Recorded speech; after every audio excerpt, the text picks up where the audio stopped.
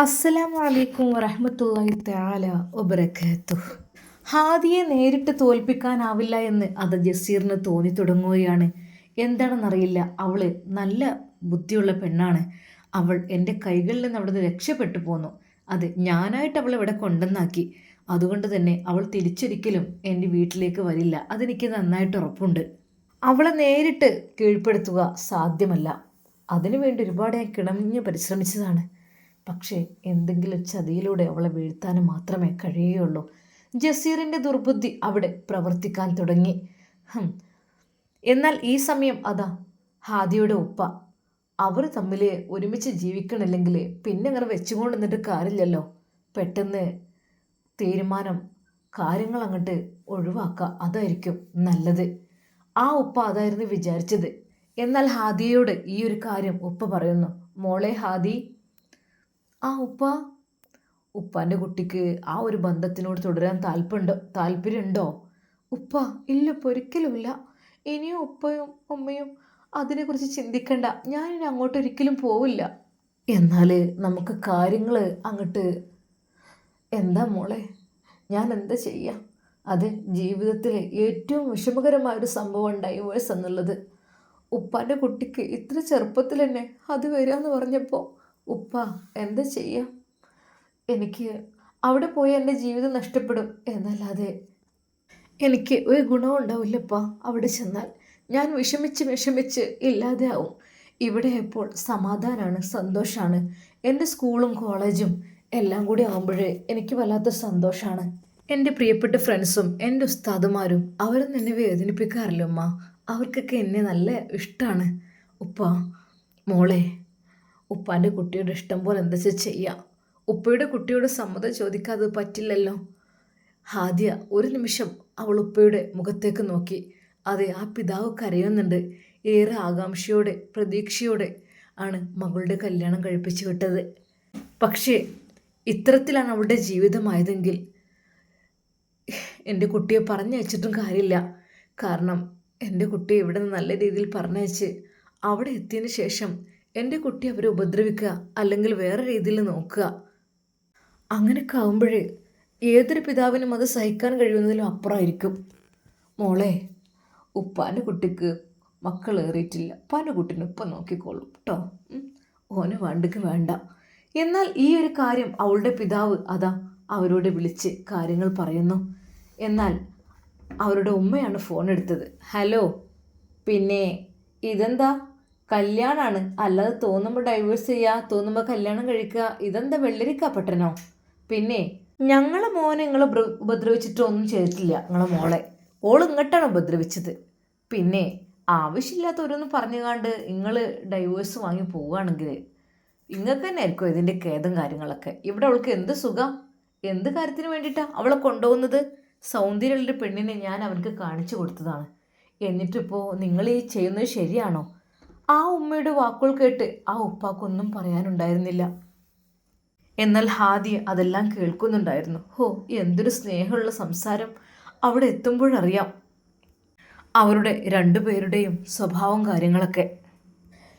എന്താന്നില്ലേ, ഇങ്ങനെയും ജീവിതത്തിൽ അഭിനയിക്കാൻ അറിയല്ലോ. ഹാദിയ ഉപ്പയോട് പറഞ്ഞു. ഉപ്പ, വേണ്ടുപ്പാ, ഇനി എന്നെ കൊണ്ടാവില്ല. അവരെങ്ങനെയെങ്കിലും എന്നെ തിരിച്ചു കൊണ്ടുപോകും. പക്ഷെ അവരെന്നെ കൊണ്ടുപോകുന്നതിപ്പാ ഒരിക്കലും നല്ല രീതിയിലല്ല. എന്നെ ഇടങ്ങാറാക്കാൻ വേണ്ടി കൊണ്ടുപോകണം. അതുകൊണ്ടുപ്പാ ഈ ഒരു ബന്ധം എനിക്ക് താല്പര്യമില്ല. മോൾ ആലോചിച്ചിട്ട് തന്നെയാണോ അത് പറയുന്നത്? അതെ ഉപ്പ, ഒരിക്കൽ പോലും എനിക്കതിന് താല്പര്യമില്ല. അങ്ങനെ അതാ ഉപ്പ ആ ഒരു വിവരം അറിയിച്ചു. എൻ്റെ മോൾക്ക് നിങ്ങളുടെ കുടുംബത്തിൽ കഴിയാൻ താല്പര്യമില്ല, അതുകൊണ്ട് തന്നെ അവൾ അതിൽ നിന്ന് വേർപിരിയുകയാണ്. എന്നാൽ ഇത് കേട്ട ജസീർ അവന് ദേഷ്യം കൊണ്ട് പുളഞ്ഞുപോയി. ഓഹോ, അഹങ്കാരി! അവൾ അത്രക്കാരല്ലേ? അവൾ ഇങ്ങോട്ട് വന്നിട്ട് കുറച്ച് പീഡിപ്പിക്കണമെന്നുണ്ടായിരുന്നു. പക്ഷേ അവൾ രക്ഷപ്പെടുകയാണ്. അങ്ങനെ രക്ഷപ്പെടാൻ സമ്മതിക്കില്ല മോളെ. ഓഹോ, നീ ഭയങ്കര വില്ലത്തിയായിപ്പോയി.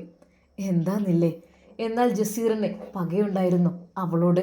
കാരണം അവൾ എനിക്ക് എൻ്റെ ഇഷ്ടമുള്ളതിനൊന്നും നിന്ന് തന്നിട്ടില്ല.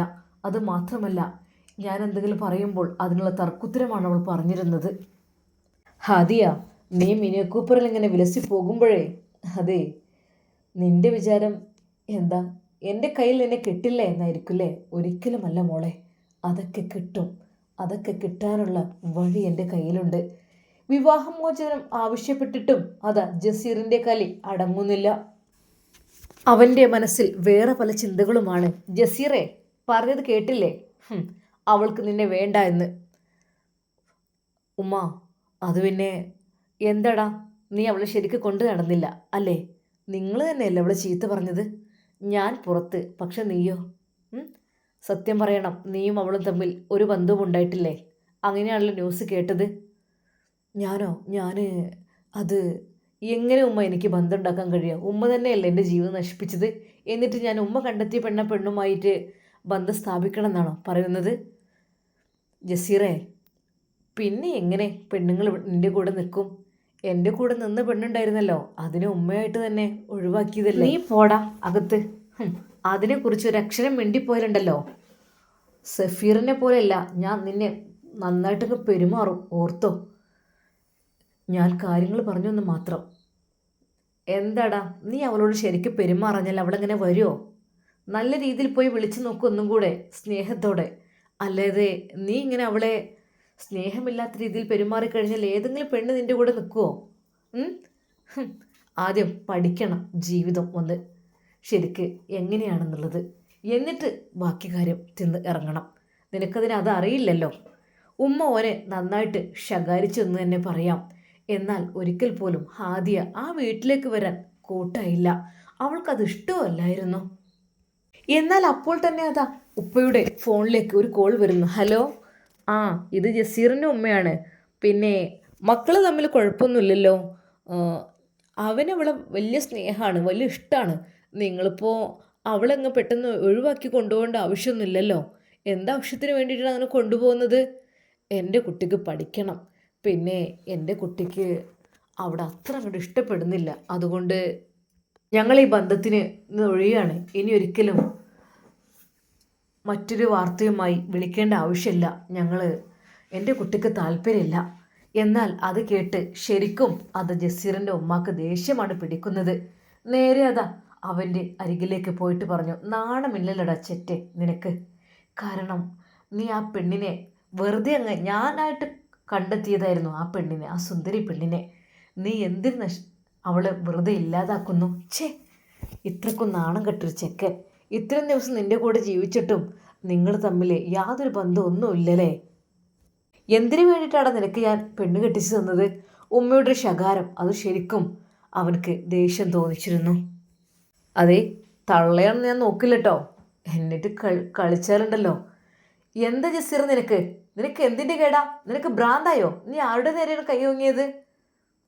എൻ്റെ ജീവിതം നിങ്ങളാണ് കേടുവരുത്തിയത്, അല്ലാതെ ഞാനല്ല. ഉമ്മയും മകനും അവിടെ പ്രശ്നത്തിലാണ്. എന്നാൽ ഹാദിയ ഉറച്ചു നിന്നു. ഒരിക്കൽ പോലും ഞാൻ അങ്ങോട്ടില്ല. ഉപ്പയോടും ഉമ്മയോടുമായി പറഞ്ഞു, ഉപ്പ, ഉമ്മ, ഇനി ഒരിക്കലും അതെ പുളിക്കൽ വീട് തറവാടെന്നോ ജസീർ എന്നോ അത് കേൾക്കുവാൻ ഞാൻ ആഗ്രഹിക്കുന്നില്ല. എനിക്കവിടം വളരെയധികം ബുദ്ധിമുട്ടായിരുന്നു ഉമ്മ. എന്നാൽ ഉപ്പ ഉമ്മയോട് ഈ കാര്യം പറഞ്ഞു. എന്തപ്പ ചെയ്യുക നമ്മൾ? എൻ്റെ പൊന്നാരിക്ക, മോൾ അത്രയും ബുദ്ധിമുട്ടായതുകൊണ്ട് തന്നെയാണ് പറഞ്ഞത്. അതായത് ഓൾക്ക് അവിടെ നിൽക്കാൻ കഴിയുന്നുണ്ടാവില്ല, ഓരോന്നല്ല അങ്ങോട്ട് കൊണ്ടുവന്നാക്കിയത്. അതുകൊണ്ട് ഇനി ഓളുള്ള ഇഷ്ടം പോലെ നിന്നോട്ടെ. നമ്മളിനിപ്പോൾ ഉപദേശിക്കണ്ട അവളെ. അവൾ കുറച്ചൊക്കെ ഒരു ബുദ്ധിയുള്ള കുട്ടി തന്നെയല്ലേ. അല്ലെങ്കിലും അവിടെ പോയതിൻ്റെ ശേഷം തന്നെ ഓൾക്ക് ആകപ്പാട് ടെൻഷനാണ്. അതെ, ഓളെ ചേലും കൊലം കണ്ടിരുന്നില്ലേ? നല്ലോണം ബുദ്ധിമുട്ടായിട്ടുണ്ട് തോന്നുന്നു എൻ്റെ കുട്ടി. ഇപ്പോൾ ഒന്ന് ആക്റ്റീവായി വന്നിക്കണ്, അവളുടെ കോളേജും ക്ലാസ്സും സ്കൂളും ഒക്കെ ആയിട്ട്. ആ രാത്രി ഹാദിയക്ക് ഉറങ്ങാൻ കഴിയുന്നുണ്ടായിരുന്നില്ല. എൻ്റെ റബ്ബേ, അല്ലാ, ഒരിക്കൽ പോലും ഇനി ജസീറിൻ്റെ അരികിലേക്ക് ഞാനില്ല റഹ്മാനെ. അന്ന് തന്നെ ഞാൻ മടുത്തതാണ്. എനിക്ക് സ്വന്തമായ ഒരു ബെഡിൽ പോലും കിടക്കുവാനും ഇരിക്കുവാനും സമ്മതിച്ചിട്ടില്ല അവന്. നിന്നോടാരാ ഈ ബെഡിൽ കയറി കിടക്കാൻ പറഞ്ഞത്? നിന്നോടാരാ അതിൽ ഇരിക്കാൻ പറഞ്ഞത്? അങ്ങനെയൊക്കെ പറഞ്ഞ് എന്നെ ഒരുപാട് ഉപദ്രവിച്ചിരുന്നു. അതെ, ആ സോഫയിൽ തണുത്തിറങ്ങി കിടക്കുമ്പോൾ ഒരു നിമിഷം ആലോചിച്ച് പോയിട്ടുണ്ട്, റബ്ബേ, എന്തിനാ റഹ്മാൻ ഇത്രയും കഷ്ടപ്പെടുന്നത് എന്നുള്ളത്. അങ്ങനെ പുറത്തു പോയിരിക്കും അങ്ങനെയൊക്കെ. അല്ലാ, ഇനിയും ആവില്ല റഹ്മാനെ. അങ്ങനെ അവസ്ഥയിൽ ജീവിക്കാനാവില്ല എനിക്ക്. ഭർത്താവില്ലെങ്കിലും വേണ്ടില്ല, ഒറ്റയ്ക്ക് ജീവിക്കണം അന്തസ്സായിട്ട്. പിറ്റേന്ന് സുബഹിൻ്റെ സമയമായപ്പോഴേക്കും അവൾ ഉണർന്നു. അതാ തഹജ്ജുദ് നിസ്കാരം കഴിഞ്ഞു. ഖുർആൻ പാരായണവും പതിവ് പോലെ അവളുടെ രാവിലത്തെ കൃത്യനിഷ്ഠകളെല്ലാം അവൾ ചെയ്തുകൊണ്ടിരുന്നു. നല്ല രീതിയിൽ അവൾക്ക് പഠിക്കാനുള്ള പുസ്തകങ്ങളെല്ലാം എടുത്തു പഠിച്ചു. ഹബീബ് ഉസ്താദിൻ്റെ ക്ലാസ്, അതെ, ഷെഫീഖ് ഉസ്താദിൻ്റെ ക്ലാസ്, അങ്ങനെ അവരുടെ ക്ലാസ്സിനുള്ള എല്ലാം പഠിച്ചു നല്ല രീതിയിൽ. അല്ലെങ്കിലും രാത്രി പഠിക്കുമ്പോൾ അവൾക്കൊരു ബുദ്ധിമുട്ടാണ്. രാത്രി എഴുതാനുള്ളതൊക്കെ എഴുതും, സുബഹിക്ക് അവൾ പഠിക്കും. അങ്ങനെ ആകുമ്പോൾ പെട്ടെന്ന് മണ്ടയിൽ കയറുന്നു. ഉമ്മ പറഞ്ഞതാണ് ശരിയാണ്, എത്ര പെട്ടെന്ന് മനസ്സിലാകുന്നു രാവിലെ ആകുമ്പോൾ. അങ്ങനെ അവൾ അന്നും പതിവ് പോലെ അടുക്കളയിലേക്ക് ഇറങ്ങി. ലീല ചേച്ചി വന്നിട്ടുണ്ട്. അത് നന്നായിട്ട് മുറ്റടിച്ചു വരുന്ന ശബ്ദം കേൾക്കുന്നുണ്ട്. ഇന്ന് ഉമ്മയാണ് ദോശയൊക്കെ ചുടുന്നത്. ഉമ്മ എന്തു പറ്റി, ഇന്നെന്താ ലീല? ഞാൻ പറഞ്ഞു കുറേ ചമ്മലുണ്ടെന്ന് അടിച്ചൊരുക്കുക, ദോശ ഞാൻ ചുറ്റോളാന്ന് പറഞ്ഞു. മോളെ ഇന്ന് എനിക്ക് ക്ലാസ് ഇല്ലേ? ആ ഉണ്ട് ഉമ്മ. എന്താ മോൾക്ക് ഫുഡ് വേണ്ടത്? ചോറ് വേണോ? ഒന്ന് കടി കൊണ്ടുപോകണം. എന്താ ചിലപ്പോൾ ഫ്രൂട്ട്സ് അങ്ങനെയൊക്കെ അല്ലേ കൊണ്ടുപോവുക? ഉമ്മ ഇന്ന് എനിക്ക് കുറച്ച് ഫ്രൂട്ട്സ് മതി, പിന്നെ കുറച്ച് ഡ്രൈ ഫ്രൂട്ട്സും. മോളെ ഒരു പിടി വറ്റ് കൊണ്ടേക്കോ. എന്തൊക്കെ തന്നെയാലും കുറച്ച് പള്ളക്കൊരു കനം കിട്ടണമെന്നുണ്ടെങ്കിൽ കുറച്ച് ചോറ് തിന്നണ്ടേ? ഉമ്മ മതിയായിട്ടാണ്, എനിക്കിന്ന് അത് മതി. എന്താ മോളെന്ന് 2 ദോശയെങ്കിലും കൊണ്ടോ? എന്താണിത് ഉമ്മ, എനിക്കത് മതി ഉമ്മ. പൊന്നു പെണ്ണേ, രാത്രി ശരിക്കും ഭക്ഷണം കഴിക്കുന്നില്ല, ഇപ്പോഴെങ്കിലും ഉച്ചക്കെങ്കിലും ഒന്ന് കഴിച്ചൂടെ? ഉമ്മ അവൾക്കുള്ള ലഞ്ച് ബോക്സ് എല്ലാം റെഡിയാക്കി. അവൾ കുളിച്ച് ഫ്രഷായി അകത്തേക്ക് വന്നു. അവളുടെ നീളമുള്ള ആ മുടിയിൽ നിന്ന് വെള്ളം ഉറ്റുന്നുണ്ട്. എന്നാൽ ലീലച്ചേച്ചി പെട്ടെന്ന് അങ്ങോട്ട് വന്നു. മോളെ ആദി, ഞാൻ തോർത്തി തരാം, മുടിവാ. വേണ്ട ചേച്ചിയെ, ഞാൻ തോർത്തിക്കോളാം. അല്ലേ ഇപ്പം നമ്മളൊന്നും പറ്റാണ്ടായില്ല എനിക്ക്. മറ്റത് ഞാനായിരുന്നു എൻ്റെ മുടിയൊക്കെ വാർന്ന് മുടിഞ്ഞിട്ട് തന്നിരുന്നത്. ഓ അങ്ങനെയാണെങ്കിൽ ഇത് ലീല ചേച്ചിനെ കെട്ടിക്കോളി, ഞാനിപ്പോൾ അതായിട്ട് ഒന്നും ചെയ്യണില്ല. മോളെ ഈ നനഞ്ഞതൊടുക്കനെ മുടി ഇങ്ങനെ കൂട്ടിക്കെട്ടരുത്. അങ്ങനെ കൂട്ടിക്കെട്ടിയാലേ പേൻ പുഴുക്കും, അല്ലെങ്കിൽ വേറെ എന്തെങ്കിലുമൊക്കെ ഉണ്ടാവും. മുടിയൊക്കെ ഒരു സ്മെല്ലായിരിക്കും. അതുകൊണ്ട് തന്നെ നല്ല രീതിയിൽ ഉണങ്ങിയതിന് ശേഷം കെട്ടിവെക്കുക, അതാ നല്ലത്. അല്ലാതെ കുളിച്ച പാടന്നെ ഇങ്ങനെ കെട്ടിക്കൂട്ടി, അതുമല്ല മോള് മുഖത്തുള്ള ആ ഒരു വസ്ത്രമൊക്കെ ഇട്ട് പോകുമ്പോൾ അതൊക്കെ തലക്കൊരു കനം വരൂലേ? അതിങ്ങനെ കെട്ടിയൊക്കെ പോകുമ്പോൾ ഏയ് അതൊന്നുമില്ല, അതൊക്കെ ശീലമായില്ല എൻ്റെ ലീല ചേച്ചിയെ. ഓ എന്നാലും മോൾക്ക് ഇപ്പോൾ ഹാപ്പിയാണ്. മറ്റേത് മോളുടെ മുഖത്ത് നോക്കുമ്പോൾ ഒരു സങ്കടമായിരുന്നു, ഇപ്പോൾ ഹാപ്പിയാണ്. എന്നാൽ പെട്ടെന്ന് ഉമ്മ പറഞ്ഞു, ലീലേ ഓളിഞ്ഞ് പോണില്ല കേട്ടോ ഓളെ പുതിയാപ്പിളുടെ അടുത്തേക്ക്. എൻ്റെ ഈശോയെ, അതെന്താ? ആ അവൾക്ക് അവിടെ വലിയ സുഖമില്ല. അപ്പം പിന്നെ അതെന്താ മോളെ? ഒന്നും കൂടിയും ഒന്ന് നോക്കിക്കൂടായിരുന്നോ? എന്താ കുട്ടികളെ വീട്ടിൽ സമാധാനമല്ല നോക്കേണ്ടത്, കുട്ടികളെ സന്തോഷം സമാധാനമാണ് നമ്മൾ നോക്കേണ്ടത്, വേറെ ഒന്നുമല്ല. ആ അതും ശരിയാണ്, കുട്ടിക്ക് എന്തേലും ബുദ്ധിമുട്ട് അവിടെ? ഓൾക്ക് സമാധാനം കിട്ടിയിട്ടില്ലേ? ഓളെ ഭർത്താവ് ഉപദ്രവിച്ചോ? ഉപദ്രവിക്കാന്ന് വെച്ചാൽ ഇപ്പം എന്താ പറയാ, എനിക്കറിയുന്നില്ല. അവളുടെ മനസ്സിലൊരു സമാധാനം ഉണ്ടായിട്ടില്ല എന്ന് പറഞ്ഞു. ആ അങ്ങനെയാണെങ്കിൽ പിന്നെ പറഞ്ഞേക്കണ്ട, കുട്ടികൾ നമ്മൾ ഇടങ്ങാറാക്കാൻ പാടില്ല. കുട്ടികൾക്ക് ഇടങ്ങാറില്ലാത്ത മക്കൾ നല്ല രീതി നല്ല കാര്യം പറയും. പക്ഷേ ഈ മക്കൾ ചില മക്കളാണെങ്കിലും മിണ്ടാതിരുന്ന് ക്ഷമിച്ച് അതെല്ലാം ഉൾക്കൊണ്ടുകൊണ്ട് അവിടെ ഇരിക്കും. പക്ഷേ പിന്നീട് കുട്ടികൾക്ക് മാനസികമായി നല്ല പ്രോബ്ലം ഉണ്ടാവും. അതിനൊന്നും നിൽക്കണ്ട, നല്ല ഹാപ്പി ആയിട്ട് ജീവിക്കുകയാണെങ്കിൽ പറഞ്ഞയച്ചാൽ മതി. ലീല ചേച്ചിയുടെ ആ ഒരു വാക്ക് കേട്ടപ്പോൾ ഹാദിയുടെ മനസ്സിൽ കുറച്ചൊരു സന്തോഷം വന്നു. പഠിച്ചോനെ, ചേച്ചിക്ക് എന്നോട് ദയുണ്ട്. എന്തായാലും ഉമ്മാക്കും ഉപ്പാക്കും ചേച്ചിക്കും ഉണ്ട്, എൻ്റെ താത്താക്കാണ് ഇല്ലാത്തത്. താത്ത അവരുടെ ആവശ്യങ്ങളൊക്കെ അവിടെ കിടക്കും വിചാരിച്ചിട്ടായിരിക്കും. ഏതായാലും പഠിച്ചതിന് താത്താക്കൊക്കെ നല്ല സാമ്പത്തിക ശേഷി നീ കൊടുക്ക് റബ്ബേ. ഹാദി അപ്പോഴും അതായിരുന്നു ദുആ ചെയ്തത്. ഉമ്മ ഞാൻ പോട്ടെ മോളെ. ആയിക്കോട്ടെ, ശ്രദ്ധിച്ച് പോണേ മോളെ. അന്നും ഹാദിയ കോളേജിലേക്ക് ഇറങ്ങുന്നു. ഉപ്പ എന്ന് ശരി, അസ്സലാമു അലൈക്കും. ഉമ്മ അസ്സലാമു അലൈക്കും. വലൈക്കും അസ്സലാം. മകള് പോകുമ്പോൾ മനസ്സിൻ്റെ ഉള്ളിൽ തീയാണ്, നെഞ്ചിനുള്ളിൽ തീയാണ്. റബ്ബേ നീ കാത്തുരക്ഷിക്കല്ല. അതേ കാറുമായൊക്കെ പോണാണ്, ഒരു ബേജാറാണ് റബ്ബേ. ഉമ്മ അത് പറയുമ്പോൾ ഉപ്പ പറയും, നീ എന്തിനാണ് പേടിക്കുന്നത്, നമ്മളെ മോള് ഹെവി ഡ്രൈവറല്ലേ, അവള് ശ്രദ്ധിച്ചൊക്കെ തന്നെ പോവുള്ളൂ. എന്നാലും അങ്ങനെയല്ലല്ലോ, ഹെവി ഡ്രൈവർമാരെന്നൊക്കെ പറയുമ്പോൾ അതൊക്കെ ഒരു പേടി തോന്നും. എന്നാൽ അന്നതാ ഹാദിയ ഉപ്പയോടും ഉമ്മയോടൊക്കെ സലാം പറഞ്ഞുകൊണ്ട് വീട്ടിൽ നിന്ന് ഇറങ്ങുന്നു. മിനി കൂപ്പർ വളരെയധികം സ്പീഡിൽ ഓടിച്ചുകൊണ്ട് അവൾ കോളേജ് ലക്ഷ്യമാക്കി പോകുന്നു.